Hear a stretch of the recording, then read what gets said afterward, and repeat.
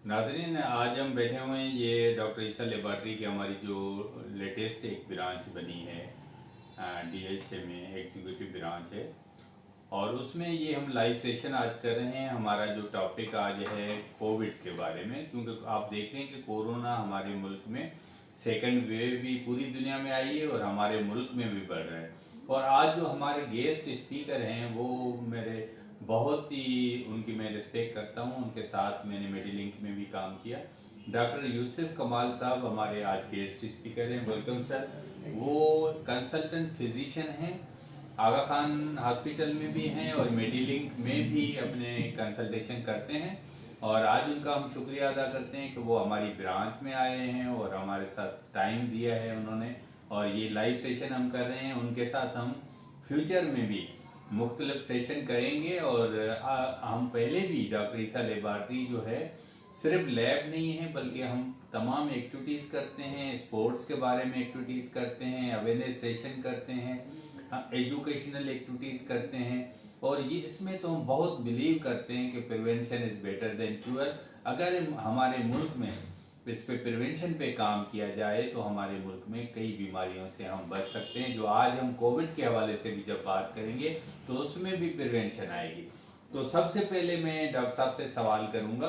Doctor साहब, एक तो वेलकम आपका, शुक्रिया आपने टाइम दिया। एक तो आप कोरोना के बारे में जो लोगों को बताएं कि ये कोरोना है क्या, जो लोगों को समझ में आ जाएंगे। मेरा ख्याल है अब काफ़ी अच्छा हो गया है। 1 साल से लोग सुन रहे हैं कोरोना के बारे में, 1 साल से ज़्यादा हो गया है। जबकि ये इन्फेक्शन शुरू हुई थी चाइना में नवंबर दिसंबर में। वुहान एक शहर है, वहाँ से ये शुरू हुई और वहाँ से फिर स्प्रेड करके चाइना से एक पेंडेमिक मीन्स कि कोई बॉर्डर्स नहीं है, पूरी दुनिया में फैली जी। और यही कैरेक्टरिस्टिक है कि दुनिया we should stand united against this, क्योंकि अब बॉर्डर्स वायरस को नहीं रोक सकती। बिल्कुल सर। और ये एक अहम चेंज है कि जो दुनिया की थिंकिंग में आनी है। और वो चेंज इसलिए भी है, मैं आपको बता रहा हूँ कि आजकल वैक्सीनेशन बनी है और रिच कंट्री जो हैं 5 टाइम्स ज़्यादा अपनी डिमांड से वो वैक्सीन खरीद रही हैं, क्योंकि ये अफोर्ड कर सकती हैं। और जो गरीब मुल्क हैं उनमें 25 वैक्सीन के सैंपल भी नहीं जा सकते। तो WHO चेयरमैन ने ये वर्ल्ड को अलर्ट किया है कि आप सिर्फ अपने आप को प्रोटेक्ट नहीं कर सकते। अगर आपने अपने आप को प्रोटेक्ट करना है तो पूरी दुनिया को प्रोटेक्ट करना है। तो ये थिंकिंग वायरस ने हमारी बदली है कि वी शुड थिंक इंटरनेशनल। अब वायरस है क्या, दोबारा मैं रिपीट थोड़ा कर देता हूँ। जी सर। वुहान चाइना में एक बड़ा इंपॉर्टेंट शहर है। बिल्कुल सर। वहाँ से ये शुरू हुआ, लेकिन ये मतलब नहीं कि कोरोना वायरसेस पहले थी नहीं। कोरोना वायरस 2003 से हैं और डिफरेंट काइंड ऑफ फॉर्म्स में वो इन्फेक्शन करते रहे हैं, जिसको सार्स कहते हैं। और सार्स पहले मिडिल ईस्ट सार्स में हुई, फिर कई सार्स की किस्में, मर्स हुआ। अब ये सार्स 19 है, क्योंकि 2019 में शुरू है। तो कोरोना वायरस क्यों नाम कोरोना का, इसलिए कि क्राउन है, इसके अंदर स्पाइक्स हैं ग्लोब के ऊपर, तो ये क्राउन है, इसको कोरोना कहा जाता है। लेकिन ये वायरस, इसकी कई किस्में हैं और कोरोना वायरस 2003 से एपिडेमिक्स हो रहे हैं। ये पर्टिकुलर वायरस जो है ये जूनोटिक वायरस है, मतलब कि ये एनिमल से ह्यूमन बींग्स में आया है। अब कहा जाता है कि चाइना में, क्योंकि वो हर किस्म का गोश्त खाते हैं, तो बैट्स या चमगादड़ जो हैं उन्होंने वो उनका भी सूप पीते हैं वगैरह, तो उससे शायद ये ह्यूमन बींग्स में आया। तो ये वहाँ से स्प्रेड हुआ और फिर होते होते सारी दुनिया में फैल गया। लेकिन जहाँ पर स्प्रेड हुआ, आप देखें कि अमेजिंग है कि उन्होंने 20 करोड़ अवाम को टोटली बंद कर दिया।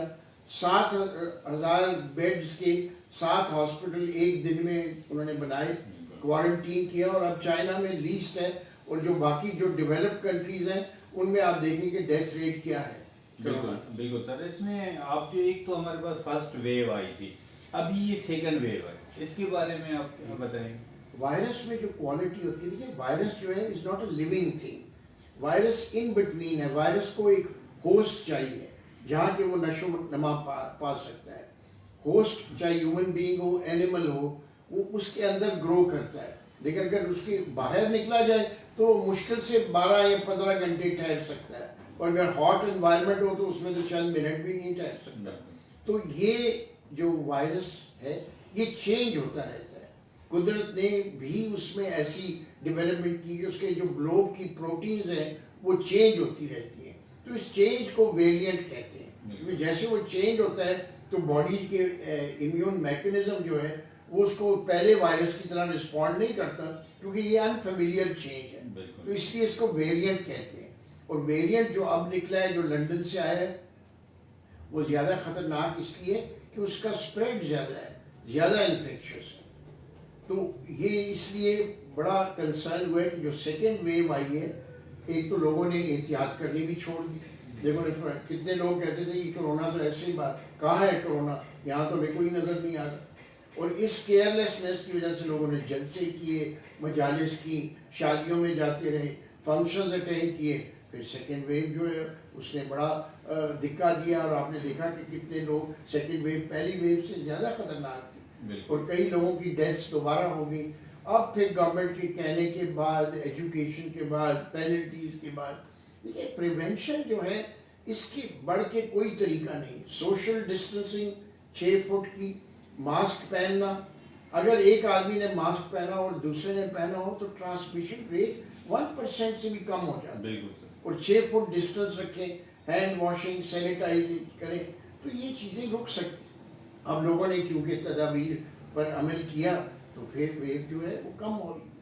अच्छा, इसमें सर आप स्प्रेडिंग में जो देख रहे हैं इसमें दो होते हैं, एक तो सोसाइटी खुद स्प्रेडिंग को एक अमल करे, दूसरा एक गवर्नमेंट की विल नजर आए कि हमारे पास लोगों पे कोई पेनल्टी हो, लोगों को मतलब जबरदस्ती को मास्क लगवाए। इस तरह जैसे चाइना ने 100% वहाँ किया, तो आज चाइना मतलब उससे बच गया है, लेकिन हम लोग फंसे हुए हैं और हम स्प्रेडिंग को रोक नहीं रहे, न सोसाइटी रोक रही है। आज भी मैंने 2 कंपनियों में जहाँ विजिट किया, लोग हाथ भी मिला रहे हैं, गले भी एक दूसरे से मिल रहे हैं, पढ़े लिखे लोग। तो इस पे सर क्या बोलेंगे जो लोग? देखिए 2 चीज़ें हैं, एक है कल्चर, डिसिप्लिन, रिलीजन, और जो सोसाइटी है। बिल्कुल। आप कितनी भी चीज़ें इम्पोज करें, आप उस सिस्टम में कर सकते हो जहाँ डिक्टेटरशिप है टोटल। आपको पता है चाइना में टोटल डिक्टेटरशिप है। एक आदमी ने कुछ कह दिया और वो लोग कन्फ्यूशियनिज्म के फॉलोअर्स हैं। आप देखिए कन्फ्यूशियनिज्म में डिसिप्लिन जो है बहुत का वो 100% होना चाहिए बगैर क्वेश्चनिंग। तो उनकी जो फिलॉसफी है वो भी डिफरेंट है, तो डिसिप्लिन ज़्यादा है। ये मास्क तो हम आजकल पहन रहे हैं, चाइना जापान में तो मास्क को लोग पहले ही पहनते हैं जब उनको फ्लू होती है बड़ा। तो उनमें डिसिप्लिन ज़्यादा है, उनकी फॉर्म ऑफ गवर्नमेंट जो है वो डिक्टेटरशिप है, वो कंट्रोल कर सकते हैं।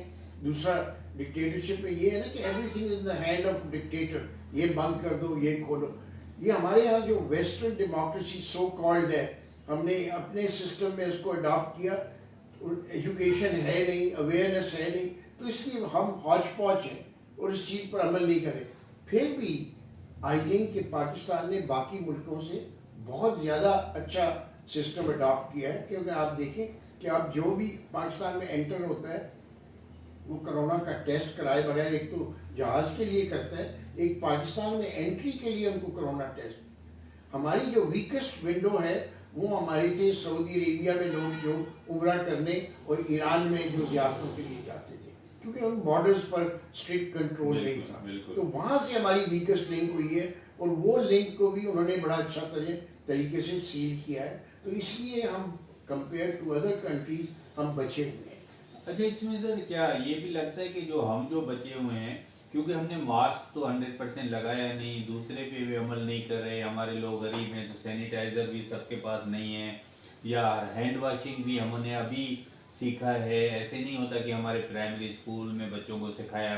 क्या जो हमारे कई किस्म के हम पहले माजी में वैक्सीन बच्चों को लग चुके हैं, या कई बीमारियां हमारे मुल्क में जो दुनिया में ख़त्म हो चुकी हैं, जैसे टीबी भी हमारे पास अभी है, पोलियो भी है, या हम पोल्यूशन भी, तो क्या हमारी इम्यूनिटी इतनी स्ट्रांग हो कि हम उससे बच गए हैं, या कोरोना वायरस है खुद शायद उसकी जो एक पोटेंसी होती है वो शायद डिफरेंट हो? 2 चीज़ें इसमें कुछ बताएंगे? नहीं, आपने बड़ा अच्छा सवाल किया, और इसमें कई फैक्टर्स हो सकते हैं। एक फैक्टर जैसे मैंने कहा है कि हम यूज टू हैं इन्फेक्शंस के। बिल्कुल आपको पता है हाइजीनिक कंडीशन अच्छी नहीं है। बिल्कुल। जो 23 वायरसेस पहले कोरोना के इधर एग्जिस्ट करते हैं उनकी भी इम्यूनिटी हमारी बॉडी के अंदर है। फिर एक होती है, एक तो एक्वायर्ड इम्यूनिटी होती है जो कि हम एक्वायर करते हैं माहौल से, एक over the period of time genetic immunity भी होती है बिल्कुल जो रेस की होती है। तो हमारे यहाँ मेरे ख्याल है जेनेटिक इम्यूनिटी भी बड़ी अच्छी है और acquired immunity because of hygiene standards वो भी है। फिर आपने देखा कि BCG का बहुत इस्तेमाल हुआ था पाकिस्तान में, तो वो बड़ा फैक्टर है।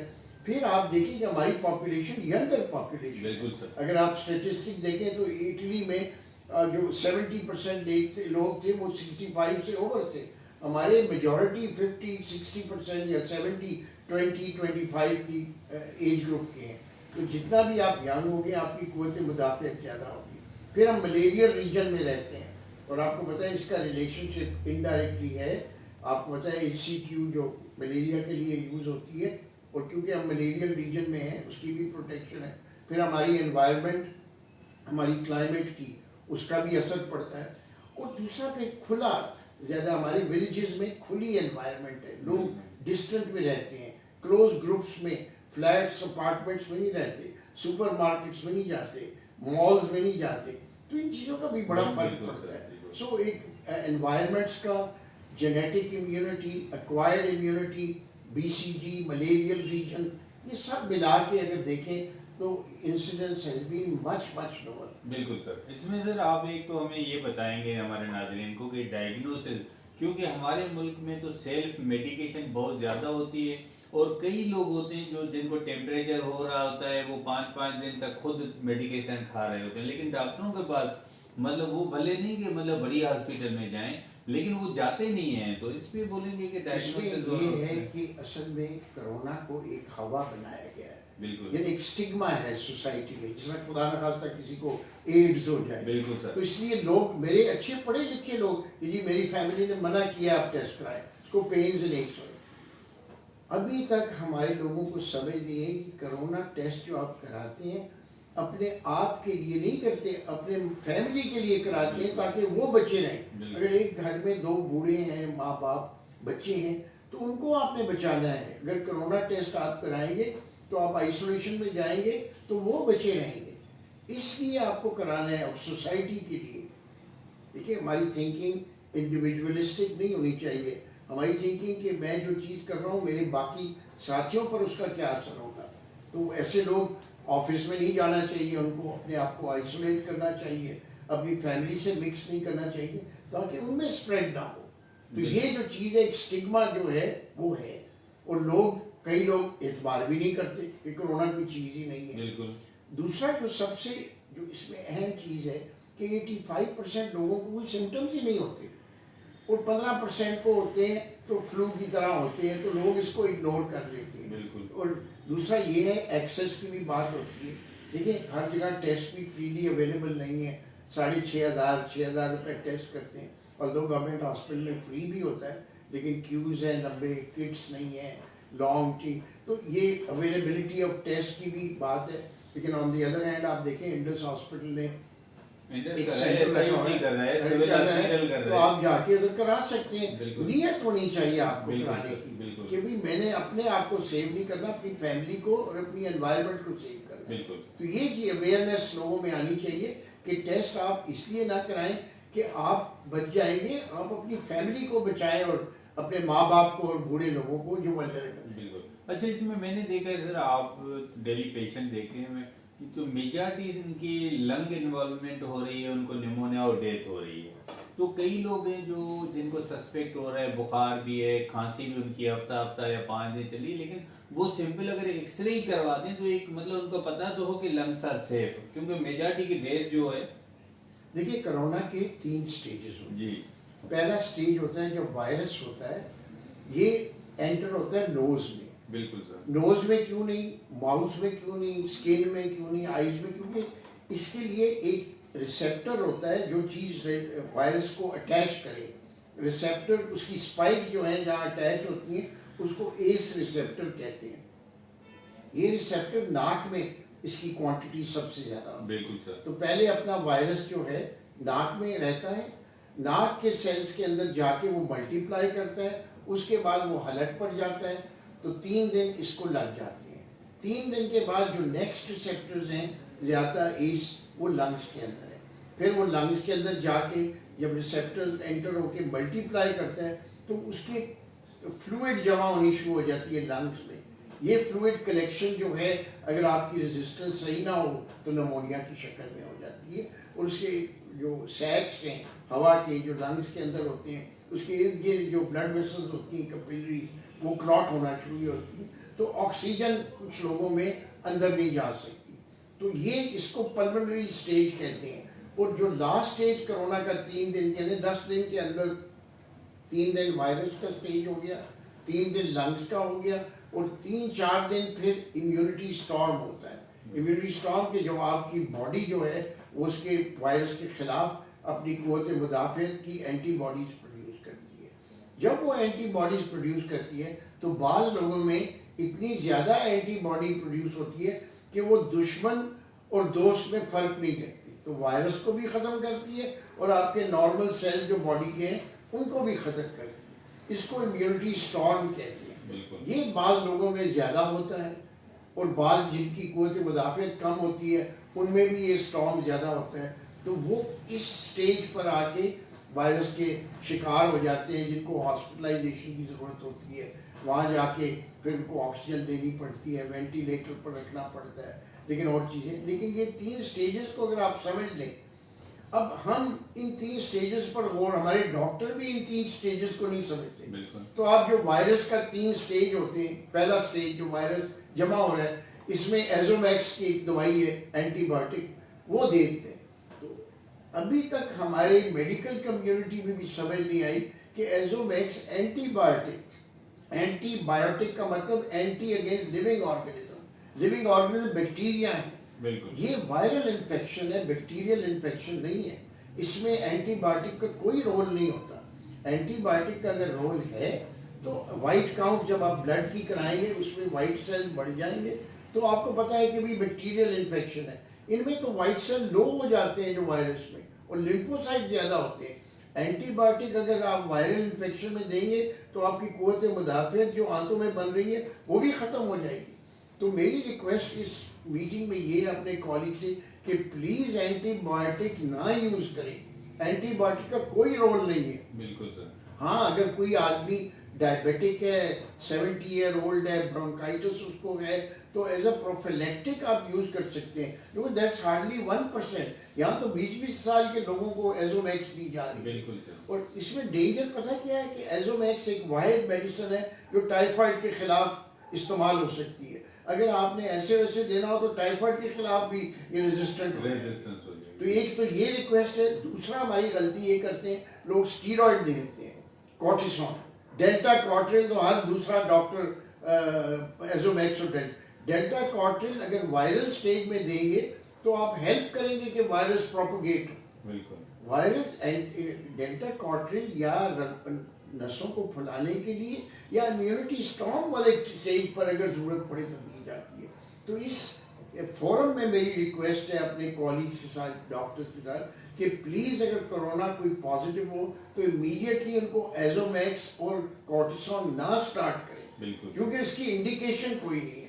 हाँ, जब लंग वाला पल्मोनरी स्टेज आए तो फिर एक्सरे करवा के या ऑक्सीजन सेचुरेशन देख के या ब्लड टेस्ट दे के आप दवाई अपनी इस्तेमाल कर सकते हैं। और अगर जहाँ आपको डाउट है तो एक सिंपल ब्लड टेस्ट CBC कराएं, अगर वाइट काउंट ज़्यादा है तो फिर एंटीबायोटिक करें। बिल्कुल सर, बिल्कुल। अच्छा, इसमें सर एक तो हमारे साथ एक नाजरीन हैं जो पेशेंट भी हो सकते हैं, कुछ डॉक्टर भी हो सकते हैं जो देख रहे हैं, तो मैं समझता हूँ जो इसमें कॉमन टेस्ट करवाए जाते हैं, क्योंकि हमारे पेशेंट करवाते नहीं हैं। जैसे आपने बताया लिम्फोसाइट्स, वाइट ब्लड सेल्स आप बात करें, तो इसमें जो कॉमन टेस्ट हैं D डाइमर, CBC, वो क्या रिकमेंड करेंगे जो लोग नहीं करवाते? देखिए, इसमें एक अफोर्डेबिलिटी की भी प्रॉब्लम है। एक इंडिया ने बड़ा अच्छा, एक कॉलेज डॉक्टर ने एक इंडेक्स बनाई है कि पहले आप देखें कि सीरियसनेस कितनी है बीमारी की। बिल्कुल, माइल्ड है या मॉडरेट है या सीवियर है। उसके लिए उन्होंने स्कोरिंग बनाई है। अगर आपका एक्सरे पॉजिटिव है तो 1 स्कोर, अगर आप 65 के ओवर हैं तो 1 स्कोर, अगर आपका लिम्फोसाइट्स कम है तो 1 स्कोर, अगर आपकी फेरेटिन या ये बनी हुई है तो 1 स्कोर, अगर आपको डायबिटीज़ हाइपरटेंशन है तो 1 स्कोर। मिनिमम स्कोर 4 है, मैक्सिमम स्कोर 14 है।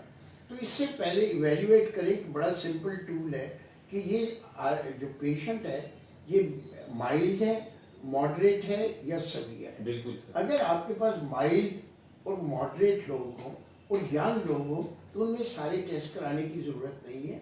आप वो टेस्ट कराएं जिसकी ज़रूरत है। और सिंपल चीज़ अलबत्ता हर स्टेज में ज़रूरत है वो है ऑक्सीमीटर। ऑक्सीमीटर हर जगह पर आपको अवेलेबल होना चाहिए ताकि आप ऑक्सीजन सेचुरेशन मेजर कर सकें। और CBC एक बड़ा सिंपल टेस्ट है, सिंपल ब्लड काउंट, वो हर स्टेज में करा सकें। लेकिन अगर आपकी स्कोरिंग वो मॉडरेट और सवियर की तरफ जाती है या ओवर 65 कोई मरीज़ है या जिनको डायबिटीज़ या हाइपरटेंशन है तो उनके लिए फिर आपने 5 टेस्ट करवाने हैं। एक कंप्लीट ब्लड काउंट जिससे आपको इन्फेक्शन का पता लगेगा, एक है CRP जिसमें इन्फ्लेमेशन का, एक LDH है जिसमें कि टिश्यू डैमेज का, एक फेरेटिन है जो इम्यून रिएक्शन का, और D डाइमर जो क्लॉटिंग का। तो ये 5 टेस्ट उन लोगों में कराने चाहिए और इनकी तब्दीली को देखते हुए उनके मुताबिक और ऑक्सीजन सेचुरेशन के मुताबिक आप अपनी दवाइयाँ इस्तेमाल कर सकते हैं। ये मैं फिर अर्ज करूँगा कि कोरोना के लिए अभी तक कोई दवा नहीं है। कोरोना के लिए अगर चीज़ है तो आप अपनी क़ुव्वत मुदाफ़ियत को बढ़ाएं। क़ुव्वत मुदाफ़ियत को बढ़ाने के लिए आपने 4 किस्म की विटामिन लेनी है जिसमें विटामिन D है, कम से कम 2 लाख यूनिट एक कैप्सूल महीने में। आप फोलिक एसिड 5 मिलीग्राम एक रोज़ाना, जिंक चाहिए आपको और विटामिन C चाहिए, और इसके साथ पैनाडोल। ये पैनाडोल बुखार दर्द के लिए, बुखार आपको रहेगा 4-5 दिन, ये बुखार एंटीबायोटिक से नहीं ठीक हो, ये वायरल बुखार है। तो और क़ुव्वत मुदाफ़ियत बढ़ाएं, अपनी फ्लूइड्स बढ़ाएं। आप जूसेस पिए अगर डायबिटिक नहीं है, नारियल का पानी पिए, फ्लूइड्स 8 से 10 गिलास पिए, कलौंजी लें, हल्दी लें, कोई देसी टोटके कितने बनते हैं वो इस्तेमाल करें, स्टीम इनहेलेशन लें, धूप में बैठें, लंबे सांस लें। ये चीज़ें हर आदमी को करनी है। और 10 दिन आपने आइसोलेशन में रहना है। आइसोलेशन का मतलब है कि 10 दिन आपने बिल्कुल अलहदा रहना है। 2 टर्म्स हैं, एक क्वारंटीन और एक आइसोलेशन। इनमें फ़र्क है। आइसोलेशन वो है कि अगर आपको मर्ज है तो आप टोटली अलहदा रहें। क्वारंटीन वो है कि जो आप कांटेक्ट में हैं, आप लोग बाहर ना निकलें घर से, और वो 14 दिन के लिए बाहर नहीं निकल सकते क्योंकि इन 14 दिन में आप कैरियर हो सकते हैं, आपको इन्फेक्शन हो सकती है। तो जो घर में रहते हैं लोग वो क्वारंटीन में हैं, जो मरीज़ है वो आइसोलेशन में है। वायरस जो है वो 10-12 दिन 15 दिन मैक्सिमम से ज़्यादा नहीं रहता। हाँ, कुछ लोग आपने देखे होंगे उनको प्रॉब्लम बहुत देर तक रहती है, तो वो कॉम्प्लिकेशंस की प्रॉब्लम है। वायरस से जो टिश्यू डैमेज हुआ है वो उनकी कॉम्प्लिकेशंस होती हैं, जिनकी वजह से लोग बड़ी देर तक हॉस्पिटल में रहते हैं, वेंटिलेटर्स पर भी जाते हैं और वो चीज़, लेकिन उसमें वायरस ख़त्म हो जाता है। तो वायरस जो है उसकी लाइफ 10 से 15 दिन है। सेंटर ऑफ डिजीज़ कंट्रोल जो है वो कहता है कि 10 दिन अगर आपके गुजर जाएं और आखिरी 3 दिन में कोई सिम्टम्स ना हो तो आप आइसोलेशन ब्रेक कर सकते हैं, आपको PCR की ज़रूरत नहीं है। हाँ, अलबत्ता आप ये करें कि जब 21 दिन आपके कोरोना के टेस्ट के बाद हो जाएं तो अपनी एंटीबॉडी टेस्ट करवा लें, ताकि आपको वो ब्लड से होता है, ताकि आपको पता लगे कि आपकी क़ुव्वत मुदाफ़ियत अब काफ़ी है। जब क़ुव्वत मुदाफ़ियत बढ़ जाती है तो आपके घर से बाहर निकल गए। तो आइसोलेशन में जो लोग हैं, अगर 10 दिन को उनको सिम्टम नहीं होते तो वो घर से आइसोलेशन में घर में निकल आते हैं क्वारंटीन में। क्वारंटीन से जब 21 दिन उनके पूरे हो जाते हैं तो वो काम पर जा सकते हैं। क्योंकि अगर किसी को बहुत अर्जेंटली काम पर जाना है और 10-12 दिन उसके गुजर चुके हैं, 15 दिन, और PCR नॉर्मल है तो वो काम पर जा सकते हैं। बिल्कुल। अच्छा, इसमें से बहुत अच्छा आपने बताया। इसमें जो पोस्ट कोविड सिम्टम्स हो वो भी थोड़ा नाज़रीन को बताएं कि जब कोरोना ख़त्म हो जाते पोस्ट कोविड भी ये देखिए, अब हम देखने लगे हैं कि कोरोना जिनको हो भी जाता है, कोरोना के बाद उनको बहुत ज़्यादा वीकनेस हो जाती है। बाद लोगों की खांसी नहीं ख़त्म होती, बाद लोगों की लिवर डैमेज हो जाता है, और बाद लोगों का हार्ट डैमेज हो जाता है। तो इसके बाद आपने 21 दिन जब आपके गुजर जाएं, जब आपकी एंटीबॉडी बन जाए, और एंटीबॉडी में भी मैं आपको समझा दूं कि एक होता है टेस्ट जो रिएक्टिव करता है। अब रिएक्टिव आपको ये नहीं बताता कि आप में कौन सी एंटीबॉडी है। 2 एंटीबॉडीज होती हैं, एक IgM जो शुरू में पैदा होती है, 10-15 दिन 20 दिन के बाद ख़त्म हो जाती है। जो रियल एंटीबॉडी जो लास्टिंग है, जो प्रोटेक्शन देगी, वो IgG है। और जैसे आपका ईसा लैब है, आप दोनों करते हैं, तो दोनों करनी चाहिए। रिएक्टिव में बड़ा कंफ्यूजन होता है, पता नहीं लगता कि कौन सी है। तो एंटीबॉडी का टेस्ट करवा के जब IgG आपकी डेवलप हो, तो सेफली आप कम्युनिटी में जा सकते हैं। और ये आपकी जो इम्यूनिटी है 5 से 8 महीने तक अब देखा गया है कि रहेगी। तो ये एक चीज़। कॉम्प्लिकेशन क्या होती है आपको, तो डिप्रेशन हो जाती है, मेंटल डिप्रेशन, कई लोगों को फटीग हो जाता है, खांसी हो जाती है, टिश्यू डैमेज। तो आपको अपने टेस्ट बाकायदा कराने चाहिए। लंग्स बाद कंट्रैक्ट हो जाते हैं, फाइब्रोसिस हो जाती है लंग्स में। कितने लोग जो ऑक्सीजन लेते हैं वो ऑक्सीजन पर डिपेंडेंट हो जाते हैं, और बड़ा मुश्किल होता है उनको ऑक्सीजन से बाहर निकालना। तो ये एक 21 दिन जब गुजर जाए तो अपने फिजिशियन के पास जाके आपको पूरी अपनी चेकअप, ये नहीं कि आप ठीक हो गए, अपनी पूरी चेकअप आपने करानी है कि आपका हार्ट, आपके लंग्स, आपके लिवर, आपकी किडनीज वो अब ठीक काम कर रही हैं, कोई कोरोना के असरात तो नहीं रहे, और अगर असरात हैं तो उनको आप ट्रीट करना है। बिल्कुल। अच्छा सर, एक तो आप हमें वैक्सीन के बारे में बताएंगे, क्योंकि दुनिया में कई जगहों पे ट्रायल भी हो रहे हैं, और उसमें कुछ लोग ये बोल रहे हैं कि लगवाना चाहिए, कुछ बोल रहे हैं नहीं लगवाना चाहिए। तो उसमें वैक्सीन के बारे में आप लोगों को, जहाँ तक वैक्सीन का ताल्लुक है, देखिए एक हमारे पास एग्जाम्पल है स्पेनिश फ्लू की। स्पेन में ये 19th सेंचुरी के शुरू में ये हुआ था स्पेनिश फ्लू, और मिलियंस 5 मिलियन लोग तकरीबन मर गए थे। तो एक चीज़ होती है हर्ड इम्यूनिटी। जब आपको कोरोना हो जाए तो आप में एंटीबॉडी हो जाती है। जब एंटीबॉडी हो जाती है तो वायरस जो है वो आपकी बॉडी में नहीं रह सकता। हर्ड इम्यूनिटी को पाने के लिए मिलियंस लोगों को ख़त्म होना पड़ेगा इससे पहले कि सबको हर्ड इम्यूनिटी, तो उसका तो आप इंतज़ार नहीं कर सकते। तो इसलिए आपकी दूसरा क्या चीज़ है कि आप में इम्यूनिटी ज़्यादा डेवलप हो। वो इम्यूनिटी डेवलप हो जाती है वैक्सीनेशन से। एक ट्रेडिशनल मेथड है वैक्सीनेशन बनाने की, जैसे कि फ्लू वैक्सीन हो या कोई या आप डेड वायरस लेके या बिल्कुल वायरस को मॉडिफाई करके, वीक करके आप इंजेक्ट करें और उसके खिलाफ आपकी एंटीबॉडी बने। ये कॉमन टेक्निक है, और जो आजकल हम इस्तेमाल कर रहे हैं कई वैक्सीन में। आजकल जो नया रिसर्च हुआ है उसमें एक डिफरेंट टाइप ऑफ वैक्सीन बनाई गई है, जिसमें कि वायरस के अंदर का जो मवाद है उसको मैसेंजर RNA वो आप में इंजेक्ट करते हैं। वो आपकी सेल के अंदर जाके आपकी सेल को चेंज कर देती है, और सेल को चेंज इस तरह कर देती है कि अगर दोबारा वायरस आए तो उसके खिलाफ बड़ी पोटेंट एंटीबायोटिक बने। तो ये फाइजर कंपनी ने, मॉडर्ना कंपनी ने ये वैक्सीन बनाई है। प्रॉब्लम ये है कि इस वैक्सीन के लिए -80 डिग्रीज टेम्परेचर चाहिए स्टोरेज के लिए, और वो हमारे गरीब मुल्कों में और इसमें चले बड़े शहरों में भी अगर लग सकते हैं, तो उसकी ट्रांसपोर्टेशन या रखने में अगर -80 ना हो तो वो पानी के सकते। तो हमारे लिए मेरे ख्याल में जिसके ट्रायल भी पाकिस्तान में हो रहे हैं और ख़त्म हो चुके हैं, वो चाइनीज़ वैक्सीन है। और मेरी पर्सनल ओपिनियन ये है कि चाइनीज़ वैक्सीनेशन हमारे लिए ज़्यादा सूटेबल होगी। गो के फाइजर वगैरह क्लेम करते हैं कि वो 85-90% है इम्यूनिटी, और चाइनीज़ में 65% है। लेकिन आई स्टिल थिंक, अगर मैं पर्सनली अपनी बात करूं तो I will prefer to get Chinese vaccine than Pfizer vaccine, क्योंकि वो जेनेटिकली जीन्स को आपके असर करती है, और उसके लॉन्ग टर्म इफ़ेक्ट्स हमें अभी तक पता नहीं है। सेफ है, मैं मानता हूँ, लेकिन एक वैक्सीन को बनने में कम से कम 5 से 10 साल लगते हैं।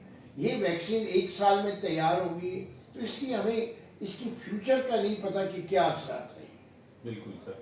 अच्छा, इसमें सर कुछ मिसकंसेप्ट्स भी होते हैं जो लोगों के, उसके बारे में क्या बताएंगे? हाँ, लेकिन देखिए कई लोग कहते हैं कि कोरोना जो है ना, ये कि मैन मेड वायरस है, किसी लेबॉरेटरी से लीक हुआ है, और ये एक दूसरा है कि इलेक्ट्रॉनिक वेव्स हैं 5G या ये, तो उन्होंने जो हमारी जो एटमॉस्फेयर है उसमें इंटरफियरेंस कर दिया इलेक्ट्रिकल करंट्स में, तो उससे ये वायरस ये हो गया है। कई लोग कहते हैं कि ये केमिकल वॉरफेयर है, ये डिलिबरेटली दूसरे मुल्क को डिस्ट्रॉय करने के लिए गया है। इनके कोई ऐसे प्रूफ नहीं है। और फिर हमारे विलेजेस में कहते हैं जी कोरोना बकवास है, ऐसी कोई चीज़ है ही नहीं, हमारे यहाँ तो है नहीं। आई थिंक एक रियलिटी है, कोरोना एस्टेब्लिश हो चुका है, वायरस आइडेंटिफाई हो चुका है, सिम्टम्स लोगों को हो रहे हैं। जिनको सिम्टम्स हो रहे हैं जब कभी उस आदमी से पूछे तो आपको कदर आए कि वायरस है कि नहीं। जिनको सिम्टम नहीं है वो तो नहीं जानते, जिनको हो चुका है तो उनसे देखेंगे उनके क्या हाल है और कितनी डेथ्स हो गई है, कितनी और अब जो कि सेकेंड वेव आई है तो अच्छे पढ़े लिखे लोगों को, रिच लोगों को ये इन्फेक्शन हो रही है। तो ये कोई क्लास या रिचनेस या पोरनेस को नहीं देखती। ये वायरस जो है ना बॉर्डर्स को देखता है, एक बड़ा इन्फेक्शियस वायरस है। एहतियात प्रिवेंटिव मेजर्स हमने करने चाहिए बाकायदा, और हमें उम्मीद है कि वैक्सीन आएगी तो फिर इससे जो है इम्यूनिटी लोगों की बढ़ेगी। एक तो हर्ड इम्यूनिटी बढ़ गई है जितने लोगों को हो चुका है, एक वैक्सीन आ जाएगी। वैक्सीन भी जब शुरू करेंगे तो देखिए सबसे वल्नरेबल कौन लोग हैं, मैं और आप हूँ जो कि हम फ्रंट लाइन में हैं। बिल्कुल सर। अब कितने लोगों को हम मिलते हैं उनको कोरोना विजिबल नहीं होता लेकिन कैरियर हो सकते हैं, तो हमें तो इन्फेक्शन का बड़ा चांस है। और हमारे कितने डॉक्टर शहीद हो चुके हैं, आप देखें हॉस्पिटल में रोज़ कोई फेमस या प्रैक्टिशनर की डेथ हो जाती है जिन्होंने अपनी सर्विसेज दी हैं, अपनी जान लगाई है। तो ये एक बड़ा रिस्की वो है, इसमें मनी इन्वॉल्व नहीं है, हम रिस्क लगा के लोगों को ट्रीट कर रहे हैं। तो आपकी दुआ भी चाहिए हमारे लिए सेफ्टी के लिए, लेकिन गवर्नमेंट का भी ये प्लान है कि हेल्थ केयर प्रोफेशनल्स को पहले लगाएंगे, उसके बाद ओवर 65 लोगों को ये वैक्सीन लगेगी। अंडर 18 के लोगों को ज़रूरत नहीं है और मेजॉरिटी हमारे अंडर 18 है। तो उसके बाद फिर डायबिटिक और नीडी लोगों को ये मिलेगी वैक्सीन। गवर्नमेंट कोशिश कर रही है कि 20 मिलियन के करीब वैक्सीन के पैक पाकिस्तान में आए, और इंशाल्लाह जब आ जाएंगे फरवरी के एंड या मार्च में तो फिर काफ़ी बेहतर चेंज आएगी इसमें। अच्छा, इसमें कोई चीज़ रह गई हो तो एक तो आप उस पर हमें अगर बताएं, इस पे कोविड पे। और मैं समझता हूँ अगर नहीं तो आप एक मैसेज क्या देना चाहेंगे। एक तो पब्लिक के लिए मैसेज होगा, एक गवर्नमेंट के लिए भी होगा, क्योंकि मैं खुद भी ज़ाती तौर पर विजिट किया है मैंने सिविल हॉस्पिटल या दूसरे, तो वहाँ सरकारी हॉस्पिटल में उतनी सख्ती नहीं है। प्राइवेट में हम जहाँ बैठे हुए हैं, हम लैब के अंदर हैं या मेडिलिंक को देख रहे हैं, तो वहाँ तो सख्ती है, लेकिन जो गवर्नमेंट के हॉस्पिटल्स हैं वहाँ इतनी सख्ती नहीं है कि वो मास्क 100% कराएं, लोग इंटर हो रहे हैं वैसे ही बैठ रहे हैं। तो इससे क्या मैसेज आप देना चाहेंगे? देखिए, अब गवर्नमेंट सेक्टर का हॉस्पिटल देखिए, मैं मुकाबला करूंगा इंडस हॉस्पिटल से। जी जी। इंडस भी तो फ्री हॉस्पिटल है ना। बिल्कुल। जहाँ डिसिप्लिन नहीं है, ये सब डिपेंड करता है लीडरशिप पर। बिल्कुल। कि जो लीडर हैं वहाँ के वो कितना इंटरेस्ट लेते हैं। दो किस्म के लोग जॉब करते हैं, एक जॉब करते हैं for the sake of doing job, एक होता है जॉब किसी जज्बे के साथ। अगर अपना जॉब आप जज्बे के साथ करें तो आप बहुत चीज़ें कर सकते हैं। अगर इंडस हॉस्पिटल एक एग्जांपल लें या इमरान खान की कैंसर हॉस्पिटल, वहाँ की अगर लीडरशिप लें और वहाँ का डिसिप्लिन देखें, वहाँ भी तो फ्री ट्रीटमेंट होती है। वहाँ क्यों इतना अच्छा डिसिप्लिन है, और हमारे SIUT में देखें डिसिप्लिन कितना अच्छा है। बिल्कुल। तो वो भी तो एग्जांपल्स हैं। तो लीडरशिप पर डिपेंड करता है। Actually we lack leadership. हमारे जो गवर्नमेंट में अक्सर कुछ अच्छे लोग भी हैं।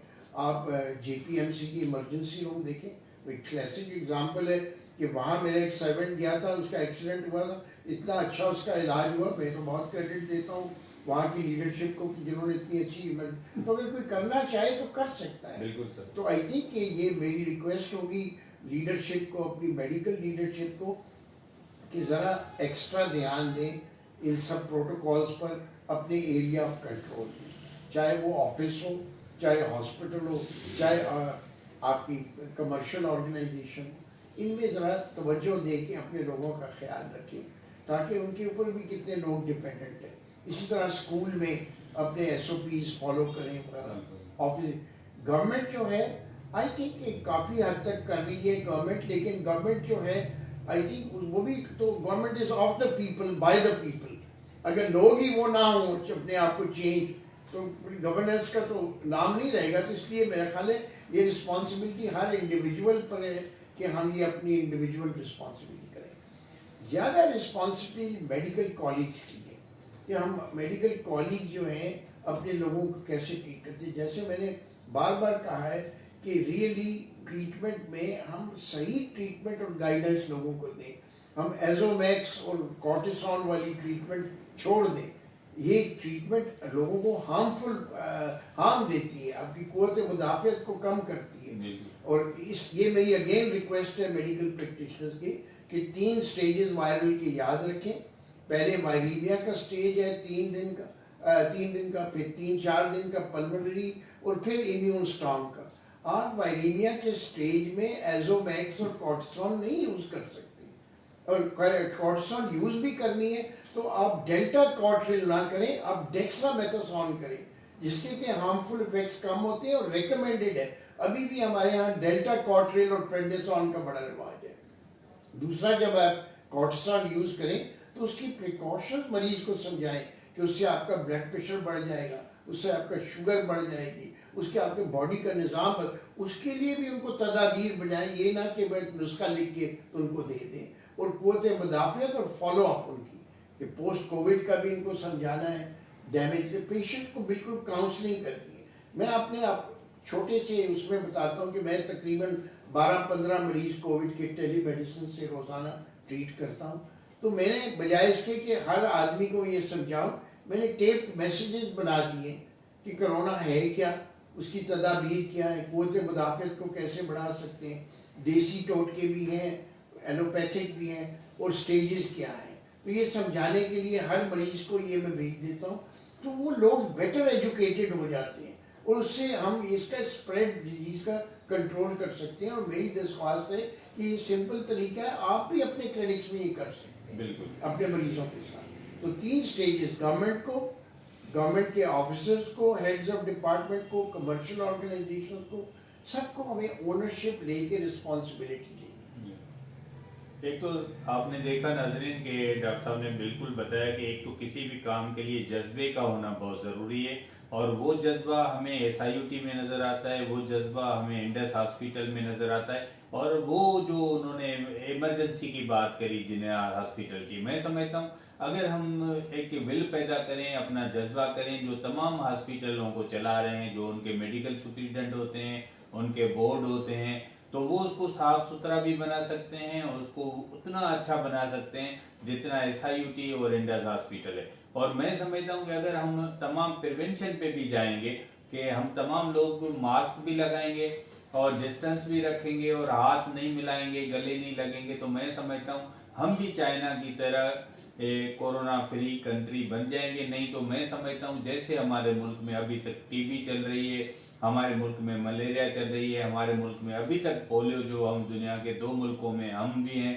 कि तो मैं समझता हूँ फिर हम कोरोना से भी हमारी जान नहीं छूटेगी। मैं समझता हूँ हम तमाम लोग, और डॉक्टर ईसा लेबॉरेटरी के आप पेज को लाइक भी करें, इसको देखा करें कि हम ये जो अवेयरनेस सेशन है ये हर हफ्ते आपको मुख्तलिफ टॉपिक में कर रहे होते हैं, जिससे कई लोग, क्योंकि डॉक्टर ईसा लेबॉरेटरी सिर्फ एक लैब नहीं है, हम अवेयरनेस सेशन करते हैं, हम फ्री कैंप करते हैं, हम स्पोर्ट्स के प्रोग्राम करते हैं। तो हम मुस्तकबिल में भी, जैसे हमने इससे पहले भी ब्रेस्ट कैंसर पे किया, बहुत सारे टॉपिक, आने वाले दिनों में आपको और टॉपिक पे भी हमारी कोशिश होती है कि हमारी जो एक बैटरी होती है गाड़ी की, जिसकी कीमत सिर्फ 4-5 हज़ार होती है, हम उसका पानी चेक करते हैं हर 15 दिन में, नहीं तो महीने में, लेकिन हम अपने टेस्ट नहीं करवाते, जो साल में भी नहीं करवाते। इसी तरह हज़ारों लोग हमारे हार्ट अटैक से मर जाते हैं, डायबिटीज़ में मर जाते हैं, ब्लाइंड हो जाते हैं, उनको गैंग्रीन हो जाती है, रीनल फेल्यूर हो जाता है। तो अगर हम साल में 2-4 हज़ार के टेस्ट करवा लें और अपनी ज़िंदगी को एक बेहतर ज़िंदगी बना सकते हैं। मैं समझता हूँ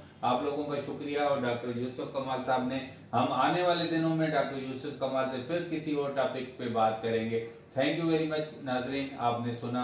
आप मुस्तकबिल में भी हमारे पेज को लाइक करें और हमारे प्रोग्राम सुनते रहें। Thank you very much.